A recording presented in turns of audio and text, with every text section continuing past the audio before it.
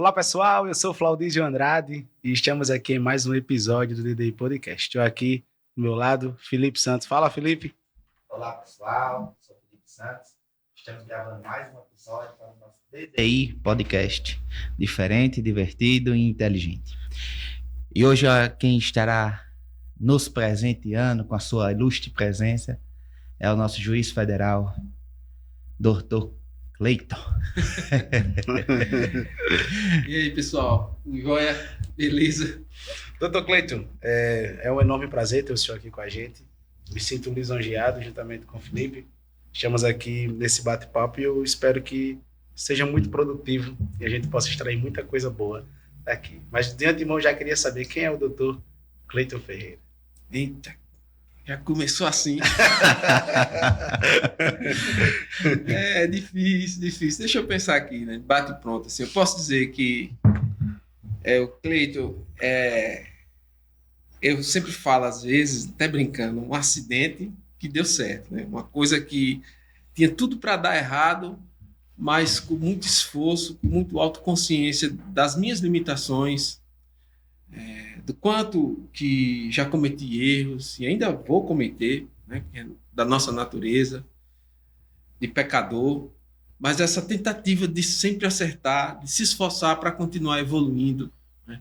Aprendendo mais, porque a gente nunca sabe, nem nunca vai saber tudo. Então, vamos dizer que eu sou um lutador, né? O Dr. Cleiton é um lutador pela vida, pela necessidade de se aprender e de se evoluir. Bacana. Dr. Cleiton, o senhor falou aí sobre ser um pecador. Mas, na verdade, né, todos nós somos pecadores. E trazendo essa pauta sobre pecado, como é que o senhor lida e como é a sua relação com Deus? Ela tá ficando mais difícil ainda. Tá elevando o nível. Falou sobre pecado, né? Olha só, eu já falei várias vezes, até os 16 anos, eu frequentava o Salão do Reino das Testemunhas de Jeová. Eu ia com minha mãe. Eu nunca fui batizado, mas desde pequenininho mesmo, assim, eu me lembro, eu pequeno, engateando, assim, memórias que ficam, né, na cabeça, engateando por baixo das cadeiras, assim, no salão lá, do Salão do Reino, né? Coisas engraçadas. Eu lembrando agora uma vez que dizem que aconteceu isso, né? Que eu dei uma mordida num irmão lá que tava passando e meti os dentes nele e etc. Mas aí eu fui crescendo, evoluindo aquela questão de adolescência, o adolescente rebelde, né? Heavy metal, deixei o cabelo crescer, era ouvindo Iron Maiden, um monte de coisa, e aí fui deixando, fui esfriando. A minha mãe sempre foi uma pessoa que não apesar dela ter essa vontade, tinha essa vontade de que eu continuasse, ela não obrigava, ela nunca obrigou, e aí eu deixei. Nesse momento, eu conheci a minha primeira namorada, com pouco tempo, a minha filha, ela ficou grávida da minha filha, e aí boa parte da história que eu conto sempre sobre a minha vida e o trabalho e a família, várias pessoas já conhecem, já falei tudo, mas com relação à parte religiosa, eu posso dizer que daí eu vivi altos e baixos. Eu vivia altos e baixos por quê? Porque isso é incrível, como às vezes a gente não se dá conta de que só clama por Deus ou pela ajuda dele quando está precisando. E foi um momento de escassez da minha vida, nesse período em que eu comecei a estudar, em que eu estava sempre precisando dele. E estava, né, indo atrás, correndo, não frequentava nenhuma igreja específica, mas tinha uma proximidade. Foi tanto que, e eu vou fazer um pulo aqui, um salto já para o momento final da minha aprovação como juiz federal, que foi o clímax, que eu passei por uma experiência assim, transcendente lá no plenário do Tribunal Regional da 2ª Região, quando eu fiz, eu acho que uma das orações mais fortes da minha vida para pedir ajuda dele, para poder conseguir falar. Porque naquele momento, numa prova oral, simplesmente o seu medo maior não é de não acertar. Pelo menos a maioria, né, dos meus colegas dizem, não é de não acertar, porque a gente vai errar uma questão ou outra que eles façam. mas é de não conseguir falar, de travar, sabe? De uma coisa acontecer lá. E eu não queria isso. Eu só queria terminar a prova, né? E consegui. E consegui não só terminar, mas, né, graças a ele fui aprovado. Todos os outros fatores, mas a ele foi aprovado. Agradeci tudo. Demorou um pouco o concurso chamar, e aí a impaciência começou a minar esses valores, essa ideia que eu tinha da presença dele na minha vida, da influência dele na minha vida. Eu comecei a meio que esfriar novamente, como sempre acontecia, esses altos e baixos. E aí veio a pandemia, e a pandemia foi uma situação que assim deixou muitas pessoas, inclusive eu, meio que deslocado da realidade, se perguntando: o que é que a gente está fazendo aqui? Será que vai ser assim? A gente está vivo, é um sopro, acaba, sem propósito. Eu estava em Macaé, sozinho, né? E aí, para piorar, a doença do meu avô, que eu já fiz até um vídeo falando sobre isso. Ele foi uma testemunha de Jeová, eu acho que um dos primeiros aqui em Arapiraca. Chegou aqui na década de 70, não, 80, acho, 80, 70. Mas antes já era testemunha de Jeová. Dedicou a maior parte da vida dele à igreja, ao Salão do Reino, à congregação. E faleceu com um câncer. Um câncer que ele descobriu na próstata, depois se espalhou pelo corpo. Eu acompanhei os momentos finais dele no hospital regional. E ali, cara, aí o que tinha de fé foi embora. Primeiro foi uma revolta, né? Primeiro foi você se perguntar: peraí, mas por que ele? Por que alguém que fez tanto? Eu fui testemunha do que meu avô fez. Por quê? O que está acontecendo? E aí, a resposta não vinha, eu perguntava. Eu lembro de parar o carro ao lado do regional, naquela ruazinha ali que vai para a feirinha, e chorar horrores dentro do carro, né? Porque... E depois que passa esse momento, porque ele foi, né? Aí eu disse: ele não existe. E aí, meu amigo, aí o negócio ficou ruim. Ele não existe, e eu tenho plena assim, tranquilidade de dizer o quanto que minha vida, apesar de tudo, de bom, de ter o emprego que eu queria, de ganhar bem, de não faltar nada, de ter saúde, de ter minha família que restou com saúde também, meus filhos, minha filha, uma pessoa que está comigo, de ter tudo isso e a tristeza ainda dominar o meu coração. E foi um ano e meio assim, sabe? Horrível. Até que eu comecei a postar os vídeos, fazer postagem, uma postagem aqui, uma postagem ali, as pessoas conhecendo, né? E falando o que elas sempre repetem, né? Você é um instrumento. Eu disse: não, eu não posso ser. eu não posso ser esse instrumento. Vocês não dizia isso, né? Mas eu pensava: eu acho que elas estão erradas. Deve ter tido algum mal entendido aí. E as coisas repetindo, e elas falando, uma voz só, sabe? E aí foi quando eu disse: não, eu tenho que fazer algo eu tenho que procurar, eu acho que estou errado. Esse é o grande... essa é a grande chave da gente nunca se afastar de Deus. É sempre, do jeito que você pergunta, do jeito que eu perguntava: será que ele existe? Eu também tinha que perguntar: será que eu estou errado? Será? Por quê? Vamos fazer as perguntas corretas, e aquelas que não tiverem respostas, a gente tem a paciência para esperar. E eu comecei a mudar a forma de ver, a forma de reagir, a forma de analisar cada detalhe que estava acontecendo na minha vida, cada coisa que eu estava sendo abençoado, porque eu tenho filhos maravilhosos, porque está tudo bom, o que é que está faltando? Será que... Sabe?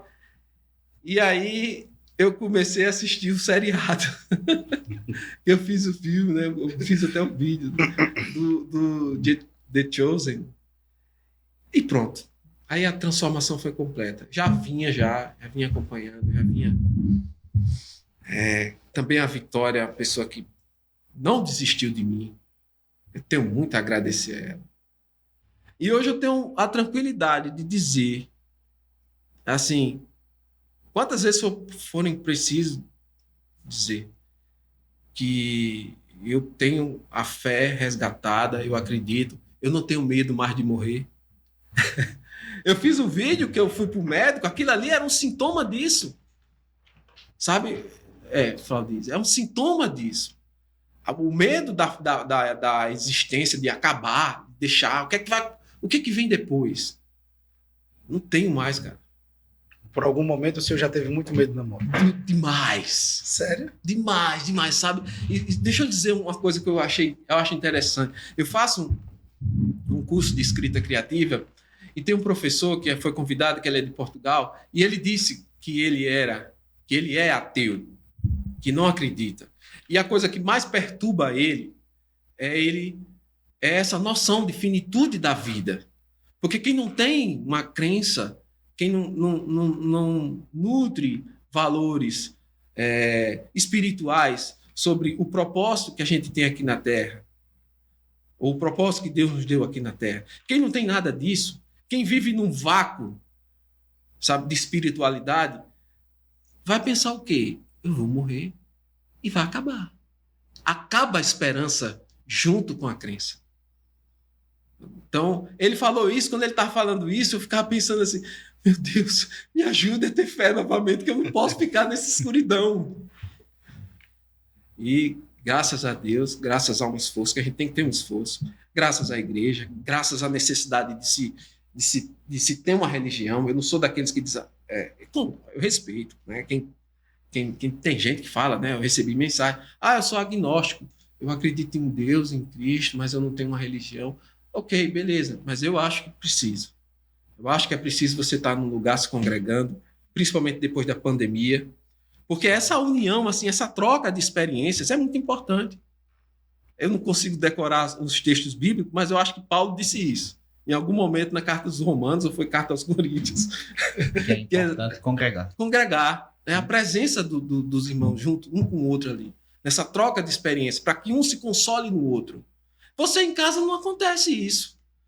Você, obviamente, você pode muito bem falar, porque a gente ora em qualquer lugar, em qualquer momento, mas como a vida é muito corrida, muito puxada, muito acelerada, se a gente não parar para renovar nossas baterias no local onde a gente vê o exemplo dos outros... Os testemunhos, isso. Eles são a prova viva para que a gente consiga evoluir a nossa própria fé. Sim. Por isso. O senhor falou esperança, e é bem verdade que a gente só vai ter esperança em Cristo. Não tem outro caminho a não ser Cristo. Né? Existe uma árvore cortada, mas se tiver esperança, ela nascerá de novo e brotará frutos. Sim. Cristo Quando o senhor fala sobre Deus, certa feita Jesus ele está conversando com seus discípulos e alguns da multidão, e ele fala que não se consegue servir a dois senhores. E o único Senhor, Deus não chama o diabo de Senhor, Deus não chama os homens importantes da época de senhores, mas ele chama Mamon de Senhor, que é o dinheiro. Isso. Então, ele diz, não se consegue servir a dois senhores, a Deus e a Mamon. Querendo ou não, o Senhor tinha tudo. Saúde, dinheiro, filhos, família, mas lhe faltava algo. E esse algo, o Senhor acredita que seria a presença de um ser superior, a saber, Deus. Querendo ou não, a vida de alguém comum, socialmente, para um juiz muda muito, principalmente em relação à vida financeira. Como é a relação do senhor com o dinheiro? Já foi mais complicado. Arrodeou, não foi? Foi. Ele pegou. Já foi mais complicado. Eu não costumo dizer assim, fazer como eu até fiz um vídeo falando sobre uma ode contra o dinheiro, sabe? Eu acho que, desculpe, a falta dele em certa medida, traz infelicidade. Sim. Pessoa sem condições financeiras, a pessoa não consegue ser feliz por conta de um filho que precisa de um remédio, de um parente que precisa de uma cirurgia. Então, Os direitos básicos. Né? isso. Sim. Ele é uma necessidade na vida das pessoas. Agora, no meu caso, quando eu comecei a advogar, eu ganhei muito dinheiro advogando. Eu ganhei dinheiro advogando. Eu era advogado tributarista. E em determinado momento da minha vida, eu coloquei isso como plano para o futuro. Eu pensava assim, olha só como é. Eu estou ganhando X por ano, daqui a tantos anos eu vou ganhar tanto, e fazia uma escala, sabe? Eu lembro que eu tinha uma planilha que puxava lá na planilha até 2020 não sei quanto e até não sei quantos milhões. Futurista mesmo. Sabe? Ela é um planejador. Sim, nada. Fazia isso, sabe? E era na época aqueles livros de autoajuda de casais, Enriquece Juntos, eu esqueci o nome do autor. Gustavo Cerbasi. É o Cerbasi, é isso. E eu levava a sério aquilo, colocava em prática e tal. E o que foi que aconteceu? Eu comecei a ter uma crise de ansiedade quando o pneu do carro furava. Um prego, tem que trocar o pneu, aquilo me causava um impacto absurdo. Mudava seu planejamento. Exato. Eu digo, meu amigo, vou ter que gastar 500 conto agora num pneu. Agora você imagine isso com tudo. Com remédio, com doença, com família, com filho que pede uma coisa. Ninguém vive feliz desse jeito, não. Pelo amor de Deus. Isso é uma desgraça na vida da pessoa. E isso eu vivi. Eu vivi. Eu digo que eu fui prova disso. Só acabou quando eu quebrei. Que eu coloquei uma loja de confecção, porque eu disse, agora eu vou ganhar dinheiro com confecção. Aí veio 2014, que foi a época da crise, né? Tesoura num monte de comércio aí, o meu foi no meio. Então, todo aquele esforço que eu fiz, porque eu comecei a advogar em 2010, até 2014, o dinheiro que eu juntei, eu perdi tudo. Foi embora em estoque, um monte de coisa, eu nem lembro mais. Passou. Passou. Aí eu disse, rapaz, está errado. Eu vou agora procurar um concurso público, ser servidor público, ganhar bem, gastar com o que for preciso. E negócio de ser milionário, bilionário, pelo amor de Deus, deixa eu falar. Agora, se tiver de ser, né? Você faz uma coisa, quando você gosta de fazer, todo mundo diz isso, né? Quando o cara faz uma coisa que o cara gosta de fazer, a chance do cara ter prosperidade ali é muito alta. Isso é verdade. Né? Mas assim, você colocar o dinheiro acima... Aí... Não prospera. Não. Né? Porque a gente não pode amar o dinheiro. Isso é bíblico. Olha só. Do seriado, né? Do seriado. Chega me emociono quando aparece assim. Você assistiu não, né? Vai levar spoiler. É pequenininho spoiler. Você também que tá em casa, vai levar um spoilerzinho pequenininho. Que é quando ele pega o cabresto ele abre a maleta, né? Que José, o pai de Jesus, deu a ele um cabresto, né? Que aí ele pega, é como se fosse assim, uma lembrança que ele tem do pai. Ele já adulto, né? Pregando já. E aí eu lembrei, cara, Jesus entrou em Jerusalém em cima de um jumento. Nascimento. Né? Olha só, veja, naquela época podia ter uma litreira, né? Que os romanos usavam, aquela coisa toda.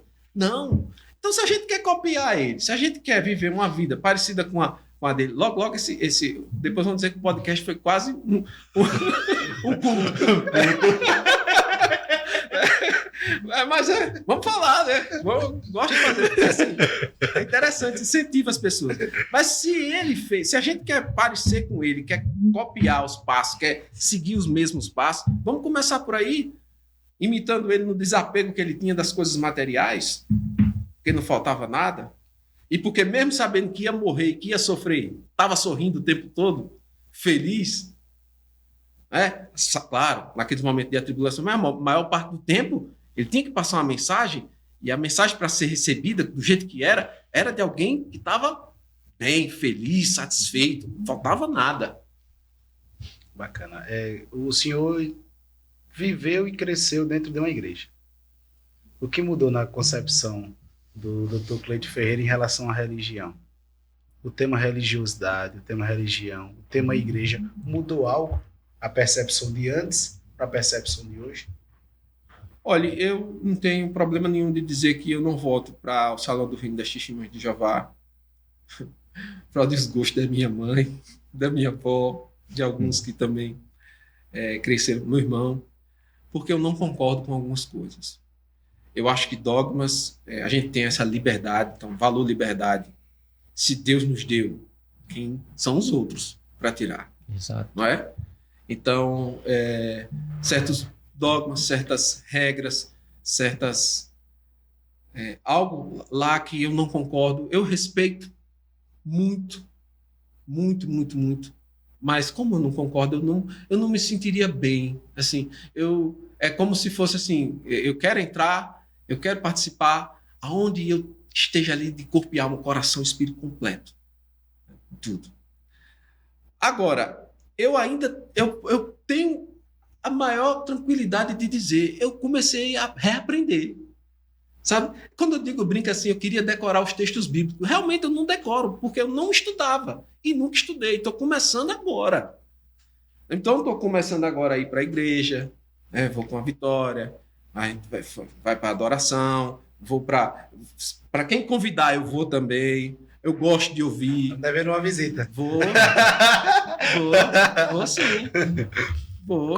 Como é? O senhor falou da Vitória e o senhor se emocionou muito quando falou aqui da Vitória. Abraço, Vitória.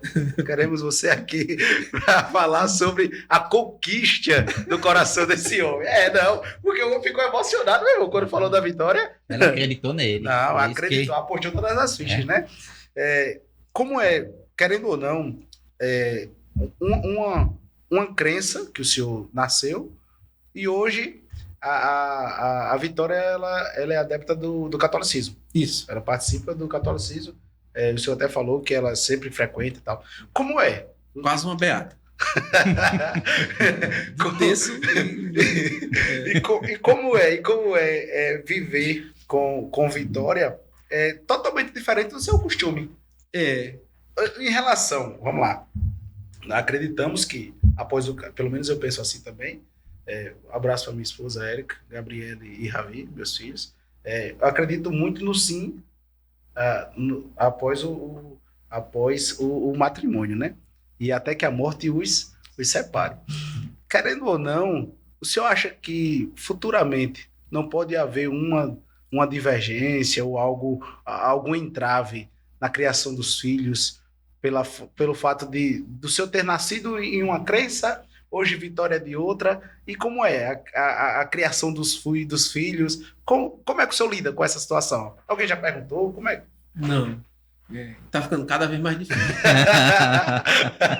Assim mesmo saiu a imagem que a gente não tá assistindo aqui dessa vez. Mas tá funcionando. Tá ficando cada vez mais difícil mesmo. Olha só, tem coisas que a gente só vai saber lá na frente, mas eu vou agora aqui pedir ajuda a ele, né? Se Deus quiser vai dar tudo certo. Sabedoria. Sabedoria, pronto, sabedoria. Mas isso que você falou, você tem toda a razão com relação a isso. Eu cresci num ambiente, digamos assim, pentecostal. Até essas expressões eu não sei bem, eu estou usando aqui, pode ser, né, que não sejam bem aplicadas, mas assim, de uma religião que vai mais para a vertente evangélica, protestante, né, Testemunha de Jeová, e estou agora indo, mas ela para a religião católica, que tem tanta liturgia quanto base, quanto dogmas diversos, diferentes entre as religiões. Eu acredito que em algum momento a gente vai chegar a um consenso. É preciso chegar a um consenso. Eu acho que a pior parte já passou, porque ela... Vou ter que dizer alguma coisa aqui da nossa intimidade, mas ela chegou a chorar, porque eu disse a ela, eu não acredito. Né? Eu me arrependo muito disso, de ter feito, porque era ódio, era raiva, sabe? Eu estava no momento, e ela lutou para poder me resgatar, sabe? Desse vale, das sombras, dessa escuridão. Pagou um preço. Então, e eu preciso tá perto dela, porque não é a pessoa que pegou na minha mão e me guiou, eu não vou. Agora, não, você vai para a sua igreja que eu vou para essa. Não, na verdade, eu espero, como ele falou, né? Eu espero que Deus me dê sabedoria para escolher. E eu acho que vai acontecer. A fé dela te transformou. Vai acontecer naturalmente. Né? Uma coisa que eu não vou jamais, isso eu tenho certeza, é negar o convite para estar em algum lugar onde a gente possa falar de Jesus, Deus. Não, nunca. Sempre. Bacana. O principal mandamento é esse, né? Espalhar, né? Pregar o evangelho, né? Aonde estejam. Então, quando o senhor fala sobre Deus, a gente vê o senhor se emocionar e, querendo ou não, o senhor até falou que algumas pessoas falam para o senhor que o senhor é um instrumento de Deus. A forma como o senhor lida... Uma ferramenta quebrada. Todos nós, né? O apóstolo Paulo, certa feita, ele conversando, ele disse, o bem que eu quero fazer, eu não faço. Quando eu me acho forte, eu sou fraco. E quando eu acho que estou bem fraquinho, aí é que o poder do Senhor se aperfeiçoa. Mas se a ferramenta já quebrada, é porque Jesus está ali moldando para lhe dar mais sabedoria, capacidade. Todos nós somos moldados por Jesus. Todos nós. O Jeremias disse, eu não sei nem falar, né? Não sei nem falar. Não diga que você não sabe falar. Eu sou um menino, não diga que você é um menino. Então, querendo ou não, a gente pega textos bíblicos, quando homens de Deus que foram tão usados em momentos tão diferentes, socialmente falando, e foram um destaque, né? Então, querendo ou não, e eu até estava falando aqui em off, eu sempre comento isso. Se a minha vida ela não impactar outras vidas, tem algo de errado. A ideia do crescer e multiplicar, eu tenho que crescer e multiplicar em todas as áreas da minha vida. Sobre dinheiro, eu acredito, e aqui eu já falei em outros podcasts, dinheiro é energia. Até falei em outro podcast que um Tiago Negro fala sobre isso, que um palestrante foi convidado e ele disse que daria palestra de graça e quando ele chega lá, que nota que o estádio está lotado, ele diz, agora eu só subo se você me der $10 mil. A galera enlouqueceu, mas nós não temos, só subo, então eu vou para casa. Foi para lá, veio para cá, conseguiram $10 mil. Ele colocou 5 mil no bolso, 5 mil no outro. Deu a palestra e foi um show. Quando ele saiu, chegou até os organizadores e devolveu os 10 mil. Eu disse que daria de graça, está aqui. Isso por que você pediu? Dinheiro é energia. E querendo ou não, quando você está bem financeiramente, coisas são diferentes. Dificilmente, assim, toda regra tem sua exceção. Mas você não tem como estar bem em outras áreas se a sua área financeira também está ruim. Exato. Porque você não tem, meu irmão, como estar de bem com a sua esposa, ela ligando e dizendo, traga comida. O filho precisando de fralda, você passando uma situação difícil. Querendo ou não, sua vida financeira tem que estar bem também. E sem contar que os maiores casos de divórcio são principalmente por causa do financeiro. E querendo ou não, a gente fala muito sobre outras áreas espirituais. Sobre ser cuidado com isso, cuidado com aquilo. Não queremos entrar no mérito. Mas a área financeira, dificilmente, evangélicos, quem quer que seja, quer cuidar. E é por isso que a gente lida com muitas pessoas endividadas. Muitas pessoas endividadas. Então, querendo ou não, quando o senhor fala que hoje está sendo um instrumento da parte de Deus e as pessoas elas percebem isso, veem isso e a gente nota isso, não só nas redes sociais, mas nos cantos as pessoas sempre falam. Aquele juiz age de uma forma totalmente diferente. E até tem cortes de propriamente advogados falando, se todos agissem dessa forma, talvez o meio fosse diferente. A pergunta é... Arrudei, ó.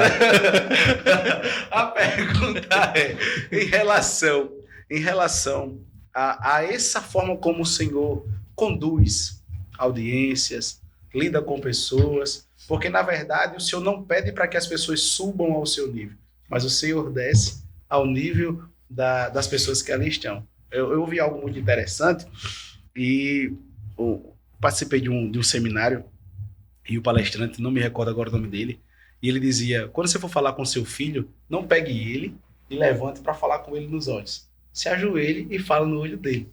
E a gente percebe, e é uma didática muito interessante, porque o filho ele sabe que ele não jamais vai conseguir chegar à sua altura, ele vai voar, ele não vai sobrevoar, irmão. Mas você descer, você se igualou a ele. Isso pelo fato do Senhor agir como o Senhor age. já chegou a sofrer algum dano? Já foi perseguido, diga-se de passagem? Alguém, quem quer que seja, já chegou a tratar o senhor com indiferença? Porque esse juiz quer aparecer? Por que é que ele está agindo dessa forma? Em algum momento? Que eu saiba, não. Né? Que eu saiba, não. Eu acho, só acho, que por conta da natureza humana, das pessoas se sentirem ou ameaçadas, ou sentirem um pouco de inveja. Tá tudo ok?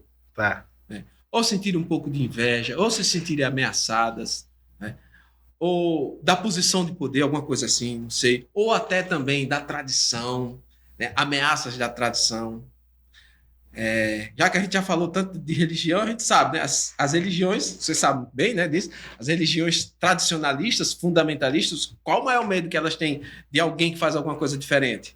Que se dilua o poder, que se dilua os dogmas, que se percam fiéis ali, que, pelo menos quem acha que vai perder, né? Então, pode ser, eu acho, que alguns no meio, e eu respeito demais os colegas que pensam assim, mas alguns no meio acham que essa forma de proceder, de alguma maneira, descredibiliza aquela tradição do poder judiciário, de um poder, né, de certa forma, tradicional, de uma cultura europeia, do Portugal, né, da justiça. E aí eu só acho, não tenho certeza. Até agora não chegou nada. Eu não tive nunca problema com nenhum desses vídeos que eu faço, né? Eu espero não ter. Eu não faço, e repito sempre, eu não faço isso do meu meio de vida. Eu não monetizo, eu não ganho dinheiro com esses vídeos, né? E não quero ganhar. É só uma forma de mostrar uma didática, como você falou, que a gente chama de espelhamento. Eu estudei mais ou menos isso, por acaso, que é o seguinte: quando você quer se fazer compreendido por alguém, uma das melhores formas é você imitar a pessoa. Você imita. E por incrível que pareça, eu não sei de onde, talvez porque eu andei muito com o Jéssica, que é o cara que trabalhava com meu pai, né? Que é do sítio e tal. Eu já contei várias histórias sobre ele. Mas assim, por incrível que pareça, eu quando vou falar com o senhor da roça, um velhinho, eu consigo falar aquelas palavras assim, sabe? E foi, e é nada, mano. Oxe, entendeu? Aí essas tiradas, essas coisas assim... Quebra o gelo. Joga na mente da pessoa uma informação de que ela não está falando com um juiz. Ela está falando com... apesar dela conscientemente saber que é um juiz, mas o inconsciente dela trabalha para que ela fale como se estivesse falando com outra pessoa, um compadre da roça, né? Tenha mais tranquilidade no seu agir, no seu falar, né? Tem toda uma sequência de consequências, né, que vão acabar melhorando ali aquela comunicação, né? Então eu falo, por exemplo, escampião, né? Pessoal, se eu já falar, ele não consegue falar escorpião. Muitas pessoas não conseguem. É escampião.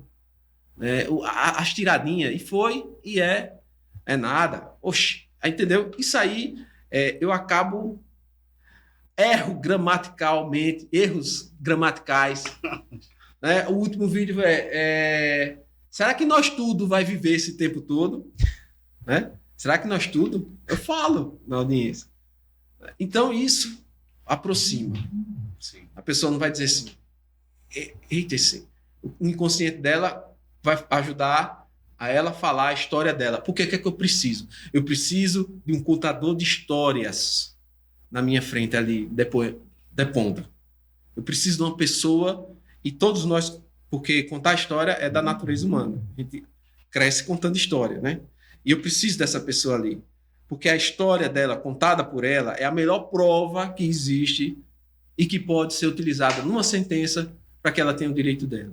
Ninguém consegue inventar, a não ser que seja um psicopata, eu já disse, um psicopata não vai pedir uma aposentadoria de aposento rural, não vai. O cara tá ganhando dinheiro aí com outras coisas. Mas se não for um psicopata, ninguém consegue contar uma mentira com detalhes, tá entendendo? Uma história concatenada, assim, com eventos. Aconteceu isso, não sei o quê. Eu estava em tal lugar, e eu fui para tal lugar, eu era pequeno, comecei a trabalhar com meu pai. Não vai. Então é por isso que eu consigo nessa...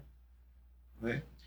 E a gente vem falando bastante, várias histórias. Eu gostaria de saber, lá atrás, o senhor já tinha o interesse pelo direito?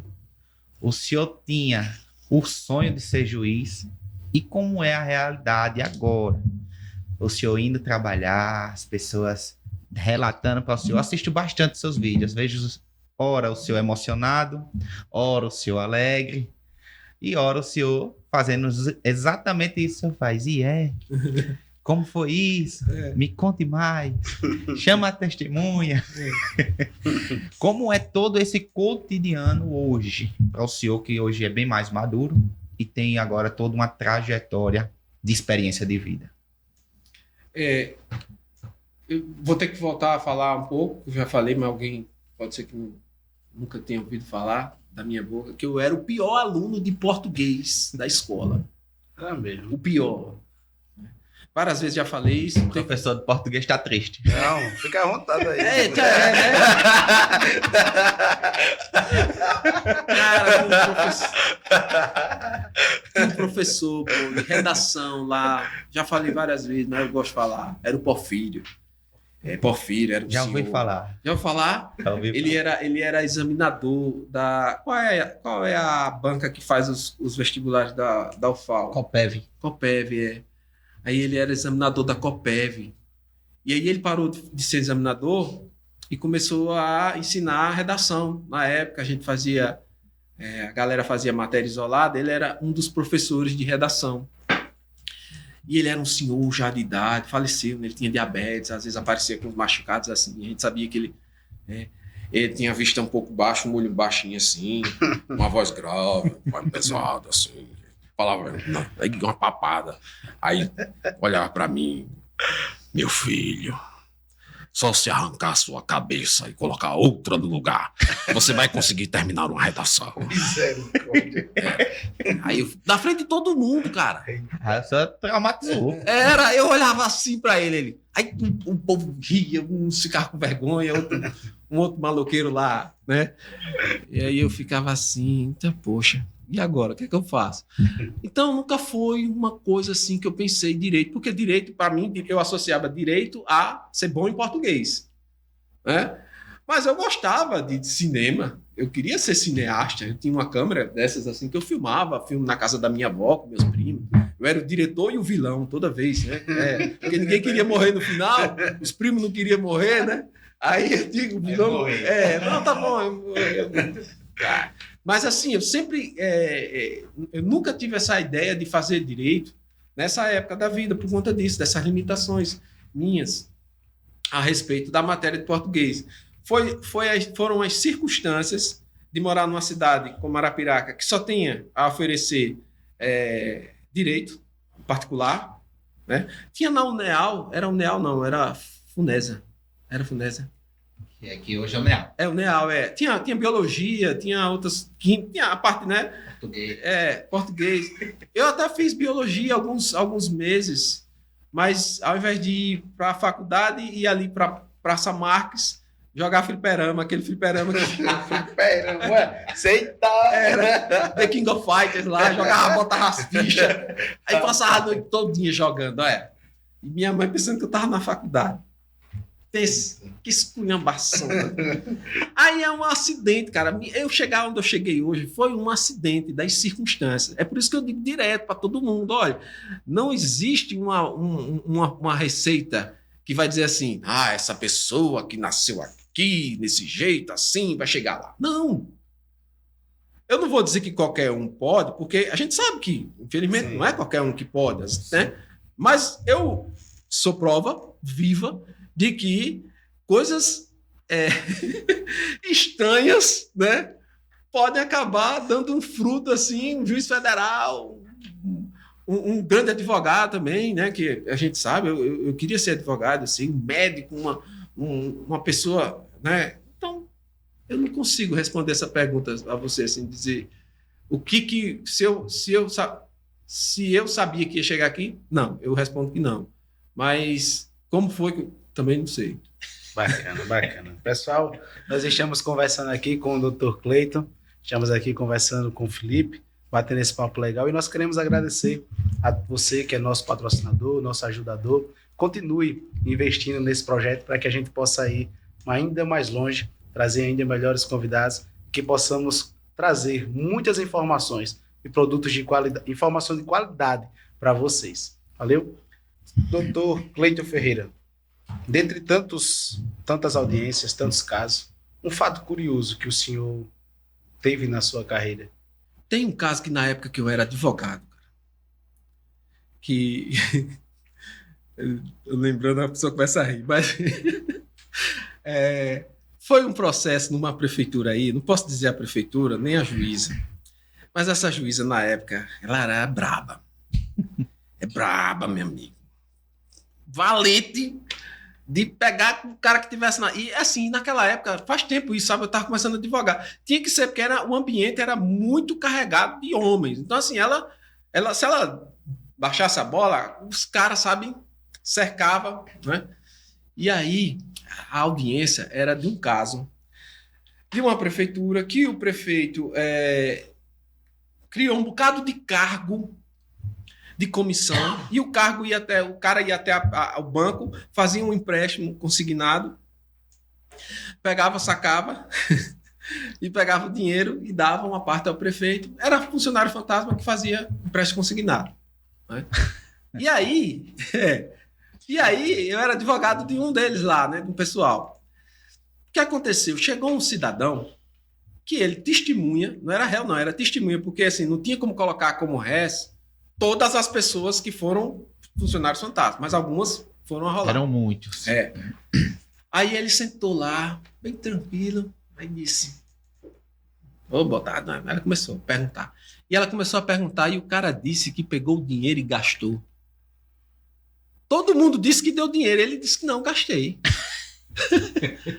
O quê? Ela, o quê? Aí, como foi que não sei o quê, não sei o quê? O senhor fez isso, o senhor pegou dele. Rapaz, gastei o dinheiro. Mas você gastou com o quê? Ele, rapaz, gastei com isso, com isso, com isso. Aí ela ficou meio assim, fez outra pergunta, ele, rapaz, ela, pá, na mesa, uma tapa, menino. Rapaz, não! A galera treme na barra. Rapaz, não! Aí ele, mulher? Ela ficou tão vermelha na hora. Aí, galera, mulher? Aí ela travou. Começou a vai estourar de rir, os caras, todo mundo querendo rir. Tem um colega até hoje que tava comigo na audiência, que quando conta essa história ele fica rindo. Mas ela ficou vermelha, queria rir, queria estourar de rir. Assim. Aí ela, quando respirou, que conseguiu falar, disse, excelência. Aí ele falou, excelência, tá. Gastei o dinheiro, sim. Eu não sei como ele não foi preso. Mas foi uma das coisas mais engraçadas assim, que eu vi acontecer. Porque realmente era... Dr. Cleiton, como é que o senhor lida com as críticas? Rapaz, eu acho que bem demais. Assim, o que acontece? Eu escrevo. E você sabe, e escrever, não sei, mas eu acho, você sabe, eu posso ter a noção de que você lê um livro, você pode gostar ou não gostar. Né? É normal. Então, quando eu escrevo alguma coisa, eu já parto do pressuposto, claro, tem alguém que não vai gostar disso. Então, eu comecei a meio que treinar esse aspecto da minha vida, de que nem tudo que eu faça, ou do que eu faço, vai agradar a todo mundo. Então, é normal ter gente que vem de lá com crítica. Obviamente que a gente filtra aquela crítica construtiva, né? De que, bom, realmente eu exagerei aqui. Não, bom, isso aqui não... E aí trabalha para melhorar. Do ponto de vista jurídico, por exemplo, crítica das decisões. Acontece. Uma das críticas... Sabe como é que um juiz ele recebe muitas críticas? Quando as sentenças dele são reformadas. No tribunal, na turma recursal. Eu dou uma sentença, a turma recursal chega lá, não, ele errou. Reforma, muda. Então, veja, se eu não conseguir ter essa autoconsciência, essa noção de que falho como eu sou e posso errar, e por isso tem alguém acima que vai consertar o meu erro, eu não vou viver bem. Vai ser difícil. Então eu posso dizer que não é fácil. Não é fácil porque a gente tem uma coisa dentro da gente que chama-se ego, né?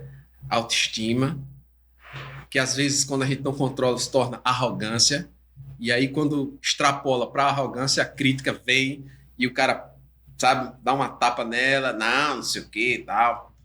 Mas, graças a Deus, tá indo bem para mim. O senhor falou sobre livros, né? Sobre escrever. De onde é que vem a inspiração, Dr. Cleiton?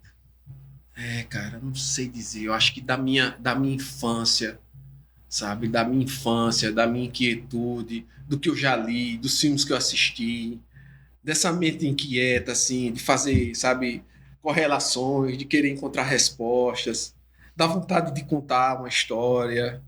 Eu estava vendo uma imagem onde colocaram lá o escritor e o leitor. Aí o leitor de óculos, bem comportado, o leitor, né? Pernas cruzadas. E o escritor do livro que aquele leitor estava lendo, a mente dele toda bagunçada, ele tudo jogado. Afinal, ele que se esforça, né? Porque na verdade, o escritor, não sei se é isso que acontece com o senhor, não sou escritor, mas o senhor é, né? Quem sabe, em breve, pode ser que eu escreva aí um livro aí, ó, para quem quiser, alguma editora, chama aí. Eu acredito que o senhor deva ficar em alguns pontos confusos. Com certeza. Com certeza. Olha, veja só, a gente já falou tanto, né, sobre religião e Deus aqui. Uma época da minha vida eu escrevi coisas que eu não vou publicar. Nessa época mesmo. Eu tenho um livro lá que eu não vou publicar porque era no momento de pensamento que eu estava, então foi uma manifestação do pensamento meu, né, que hoje eu critico, entendeu? Tem um livro, e aqui, eu não queria falar dele, porque se eu falar, alguém vai ir atrás. Embora ele já não esteja mais disponível na Amazon, que foi um livro que eu escrevi há pouco tempo não, já tem bastante tempo, mas lancei ele há pouco tempo, só em e-book, não está mais em e-book, que é o Spiritus Erectus. Não vou entrar em detalhes sobre ele, já porque eu não quero dar ibope, né? Mas foi um livro que eu escrevi e, cara, recebi uma mensagem esses dias, a mãe do perfil da rede social dizendo: doutor, o senhor sabia que o senhor agora acompanhado pelas crianças, Dr. Kids, não sei o quê, tá influenciando as crianças, tá? Aí eu, sabe, já tava com receio de ter uma literatura um pouco, digamos, adulta a mais, e agora que eu fico mais ainda, porque eu tô servindo de exemplo, sabe, para essa garotada aí. Então, a minha forma de escrever, as palavras, a forma de falar, tudo isso muda, cara. Há um filtro. Há um filtro, sabe? Você dizer que um escritor livre é a melhor coisa que existe, porque quem prega pela literatura da liberdade é assim, né? É o cara que escreve, não escreve para ninguém, tal, escreve para ele, não sei o quê. Beleza, ok. Mas eu acho que a maior liberdade que existe nessa área é você escrever aquilo que você acredita. E tem muita gente que fala isso. Você acredita. Em primeiro lugar, você tem que acreditar no que você está escrevendo. E aí você escreve. Bacana. E sobre os que foram publicados? Qual que o senhor tem mais... assim... carinho, né? Eu sei que todos são filhos, né? Uhum. As pessoas falam, os bons escritores falam que 3 coisas você tem que fazer antes de morrer. Plantar uma árvore, ter um filho e escrever um livro, né? Você não sei se você já plantou árvore. Já plantou árvore? Já. Pronto, já plantou árvore, já escreveu um livro e tem filho. Então, já pode já fez tudo, né? Já fez tudo. Já posso morrer. Já tá apto, viu? Já tá apto. Eu não posso morrer de não, quando eu fiz o livro. Então, qual o livro que eu tô vendo aqui, que o senhor tem um livro? A Espada da Justiça. Fala um pouco sobre esse livro que tá aí, ou algum outro que o senhor queira. Não, esse livro, pode-se dizer que é o primeiro livro que eu publiquei. E como foi a publicação? Uma publicação independente. Como é que funciona hoje? O mercado editorial ele é dividido em 2 formas. As publicações por editoras comerciais, Eu estou falando de ficção, né? Sim. Ficção e a não ficção, autoajuda, etc. Mas assim, no meu caso, ficção. Então, as editoras comerciais tradicionais, grandes editoras que ficam em São Paulo, elas vão atrás de certos autores, publicam um livro, né, escolhe o livro, pega o original, trabalha o texto, tal, não sei o quê. Tem ali o viés do editor, né? O editor quer saber, quer falar sobre aquele assunto ali, quer colocar política, quer colocar pauta identitária, quer colocar... E aí eles colocam e vai. O livro sai daquele jeito para um público determinado. Não foi o meu caso. Eu tive que procurar uma editora em que eu banco, né, que é a Labradora, é uma das melhores, quem quer fazer isso, que você banca a edição, você paga, né, para sair uma quantidade de exemplares, e aí você tem liberdade para publicar, até certa medida, né, dentro da legalidade, aquilo que você quiser. Então foi essa a forma que eu encontrei para publicar o meu primeiro livro. Porque o que é que estava acontecendo? Tem um bocado de livro escrito por aí, tá aí não sei o quê, no Kindle, o perfil crescendo e tal, mas é aquilo que eu falei, né? Não entrava, não se encaixava dentro do perfil Do mercado. Editorial de ficção. E para uma coisa interessante, né? O senhor falou que foi o pior aluno de português. E hoje é o que mais o senhor gosta de fazer, O jeito né? que ele fala. Piorando mesmo, né? Pior, Botando ênfase. pior aluno de português. Né? O ciclo, né? Que muda, né? Esse é o gostoso da vida. Mas eu já pensei nisso mesmo, Escrever livro. Então, voltando. Pessoal, inclusive, se tiverem algum livro aí que tem algum erro... Esse não, porque esse passou por revisão, mas tem uns na internet, que se tiver algum erro de português, me perdoe. Que às vezes acontece. Partindo para o final, tudo que é bom dura pouco. Já, cara? Já pertinho do final. Coisa. Pudéssemos, passaremos aqui. Fala alguma coisa polêmica aí. Eita. A galera quer saber, será? Será? Tudo que é polêmico o pessoal gosta. A pessoa gosta de bagaceira, né? Não, A bagaceira só presta quando é grande. não me deixe isso falar. Outra oportunidade eu vejo. A gente, mas antes de terminar, a gente sempre tem um bate e volta. E eu queria saber um nome. Um nome que vem na mente. Bate e volta, um nome. Jesus. Jesus. Por quê? Eu acho que é por causa da série, cara. A série, eu tô terminando de assistir, eu tenho ficado muito, sabe... Eu não sei, eu espero que não seja só uma fase. Eu espero não, tenho certeza que não Você vai é ser muito uma caseiro, é? Sou. Eu passei esse carnaval em casa, quase como um retiro dentro de casa. Ele disse, eu vou ficar estudando em casa. Você estuda muito, é? Não, eu estudo. Tem um bocado de coisa que eu ainda estudo, né? Pra saber de algumas coisas, dos processos. Tem um ouvido que o senhor não escuta, não é? É esse aqui. Me diga uma coisa, uma peça de roupa. A blusa. Mudou, não Vidas foi? secas, ó. O pessoal gosta do terno, né? Gosta do terno, né? É uma blusa, eu gosto de uma blusa. Um time. Botafogo. Eita, meu Jesus. Sofredor. Com tudo na mão, entregou ouro. Botafogo. Uma música. Eita, rapaz. Não pode demorar muito não, né? Aquela sinônimos. Sinônimos. De Zé Ramalho. Zé Ramalho. Sinônimos, eu gosto, cara. Um carro. Aturo. Agora eu vou contar a história da Turo. Vamos lá.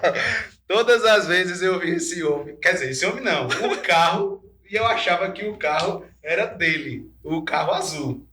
E toda vez eu tava com a mão. E só que eu pensando que era esse homem. O professor Augusto falou comigo. Olha, o Dr. Cleiton já tá tudo certo. Vai pra lá pro podcast. Beleza.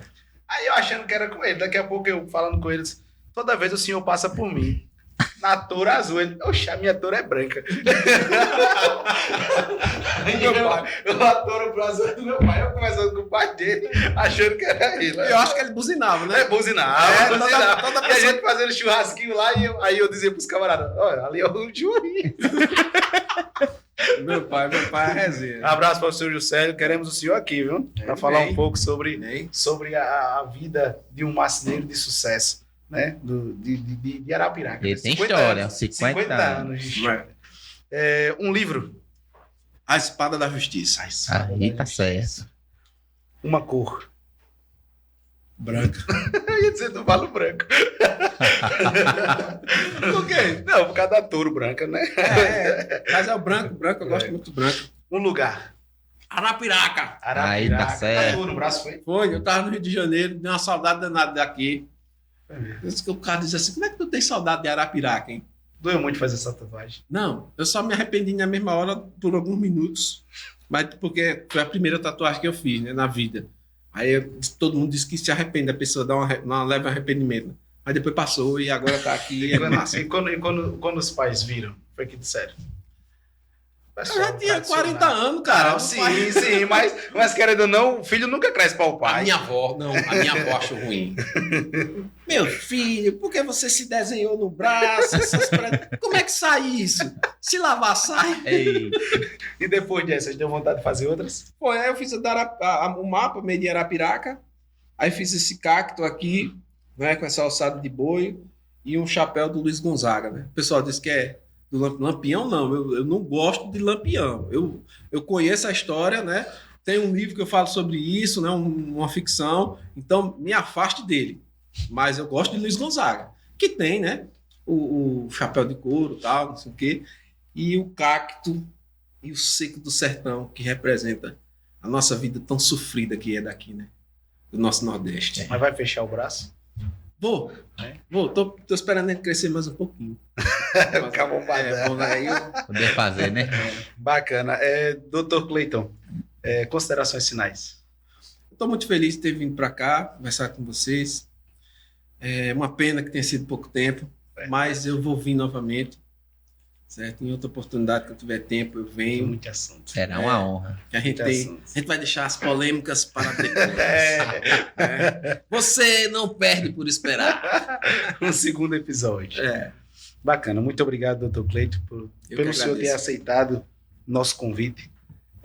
Estou aqui, repito mais uma vez, lisonjeado de ter o senhor aqui conosco. Igual ou até melhor do que nas redes sociais. Quem conhecer o Dr. Cleiton pessoalmente vai ver que cara incrível é o senhor. O senhor consegue tornar o ambiente muito leve, muito suave. E isso é muito importante. Isso é muito bom. Eu quero lhe agradecer. Quero agradecer também aqui diante das câmeras ao professor Augusto César, meu amigo, já esteve aqui conosco também. E foi uma das pontes para o senhor estar aqui. E eu até brinquei nas redes sociais. Agora o senhor é meu amigo por parte de amigo. Né? Augusto jogamos muito Magic, né? Era Magic, RPG. Aí, Olha, gente você boa. conhece faz tempo. Gente boa. Então, quero agradecer também a Felipe. Felipe, considerações finais. Quero agradecer a você, nosso telespectador, nosso patrocinador. E se você tem interesse em fazer parte do nosso patrocínio, seja um patrocinador da gente. Estarei deixando o link abaixo do nosso contato para que você consiga falar conosco e nos ajudar a crescer o DDI Podcast. Dr. Cleiton, meu muito obrigado. A satisfação é imensa em conhecer o senhor e poder inspirar vidas a todas as pessoas que nos acompanham. Deus abençoe. A todos nós. E para finalizar aqui, o senhor disse que falou muito, né? E em alguns momentos se martirizou demais. Mas diante das câmeras eu quero dizer para o senhor que o senhor é o escolhido. O senhor tem uma chamada específica e Deus sabe de todas as coisas. Deus sabe de todas as coisas. Muito obrigado, Dr. Cleiton. Valeu. Muito obrigado, Felipe. Valeu. Jean, muito obrigado pela paciência. Muito obrigado a você. Valeu. Valeu. Dá uma pausa aqui. Porque a gente... Qual o problema? Porque ele vai gravar em outro local. Que horas? Agora. Não. Diga aí. Que horas mesmo? Agora mesmo? Era 3h30. Agora fala pro cara lá, pra gente ganhar mais meia hora, pô. Diga que sou eu que tô aqui. Pelo menos meia hora. Vamos Diga dar aí. uma carteirada Diga lá. aí, pô. Pelo amor de Deus. Porque, mami, tem tanta pergunta aqui para trazer o Dr. Cleiton pra cá, tanta preocupação, pelo amor de Jesus. Ixi, meu Jesus. Já tem quanto tempo de gravação? 48. Só 48. 48. Só. Encheu de A fácil. gente pega mais meia horinha. E aí? Pode continuar aí, por enquanto você tá perguntando? Olha, qualquer coisa no aviso aqui. Pronto. Deixa eu postar ao vivo. Né? Já... Não, se fosse ao vivo, a gente tava aqui, batendo cabeça. Pedindo pra galera dar joinha aí. Pessoal, vamos pedir aí para que a gente está sendo desalojado aqui. Vou botar no estúdio, não, Jesus.